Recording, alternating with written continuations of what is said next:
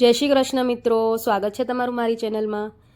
તો તમે લોકો પાલક પનીરનું શાક તો ઘણીવાર ખાધું હશે, પણ આજે આપણે એકદમ કાઠિયાવાડી રીતે અને એકદમ નવી જ રેસીપી પાલક પનીર કાજુનું શાક બનાવશું। અને આ શાક ખૂબ જ ટેસ્ટી અને એકદમ જલ્દી બનીને રેડી થઈ જાય છે। તો ચાલો રેસીપી શરૂ કરીએ।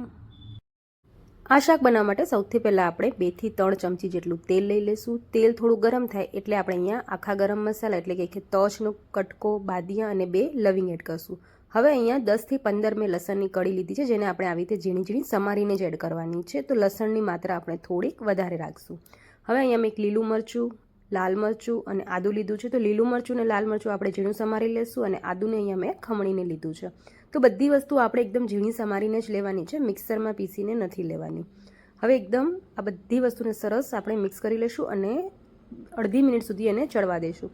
તો અહીંયા હું માટીના વાસણમાં બનાવું છું, એટલે એકદમ લો ફ્લેમ ઉપર બનાવું છું।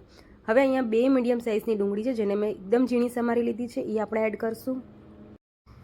તો હવે આપણે અહીંયા ડુંગળીને 2 મિનિટ સુધી સાંતળી લઈશું। તો ડુંગળી ગોલ્ડન બ્રાઉન કલરની થઈ જાય ત્યાં સુધી આપણે એને સાંતળવાની છે। તો આ શાક છે ને, તમે રોટલી પરાઠા સાથે તો તમે ખાઈ જ શકો છો, પણ રોટલા સાથે આ શાકનો ખૂબ જ સરસ ટેસ્ટ આવે છે અને ટિફિન માટે પણ તમે બનાવી શકો છો। એકદમ સરસ રીતે તમને કોઈ રેસ્ટોરન્ટમાં આ શાક જોવા નહીં મળે, એટલું ટેસ્ટી અને કાઠિયાવાડી આપણે આ પાલક પનીર કાજુનું શાક બનાવશું। તો ડુંગળી સરસ સંતળાઈ ગઈ છે। હવે આપણે અહીંયા અડધી નાની ચમચી હળદર અને 1 થી 1.5 ચમચી લાલ મરચું પાવડર એડ કરશું। આપણે લાલ ને લીલું બંને મરચું એડ કર્યા છે, એટલે મરચું જો તમારે તીખું ઓછું ખાતા હોય તો ઓછું એડ કરી શકો છો। ચપટી આપણે એમાં હિંગ એડ કરશું। હવે અહીંયા મેં ટમેટા લીધા છે, તો આપણે અહીંયા 4 મીડિયમ સાઇઝના ટમેટાને એકદમ ઝીણા આવી રીતે ચોપરમાં ચોપ કરીને એડ કર્યા છે। સાથે આપણે સ્વાદ પ્રમાણે મીઠું એડ કરશું અને એને પણ આપણે સરસ એમાં મિક્સ કરી લઈશું।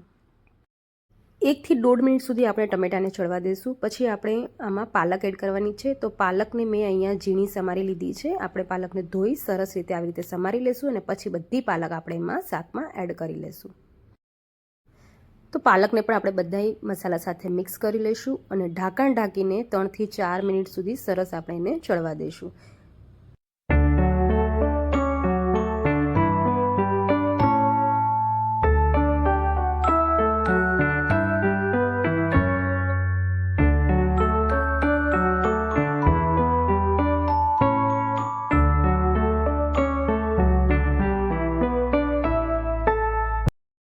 તો અહીંયા તમે જોઈ શકો છો ટમેટું અને પાલક સરસ ચડી ગયા છે। હવે આપણે એમાં બીજા બધા મસાલા એડ કરી લઈશું। તો મસાલામાં આપણે અહીંયા ખાલી 1 થી 1.5 ચમચી ધાણા જીરું પાવડર, અડધી ચમચી આપણે અહીંયા ગરમ મસાલો એડ કરશું। એ ઓપ્શનલ છે, તમારે ન એડ કરવું તમે સ્કીપ કરી શકો છો।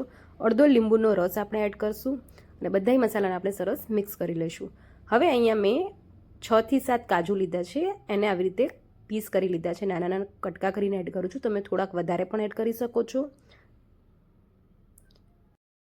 પનીરને અહીંયા મેં ખમણી લીધું છે, ખમણીને આપણે એડ કરી છે। જો તમારે પીસીસમાં એડ કરવા હોય તો પણ કરી શકો છો। હવે આપણે એને મિક્સ કરી લઈશું અને 1 થી 2 મિનિટ સુધી સરસ આપણે આ શાકને ચડવા દઈશું।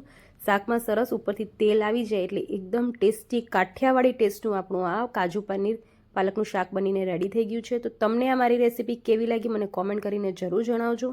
અને હા, વિડીયો ગમ્યો હોય તો વિડીયોને લાઇક અને શેર કરી લેજો। મારી ચેનલમાં પહેલી વાર આવ્યા છો તો ચેનલને સબસ્ક્રાઈબ કરી લેજો।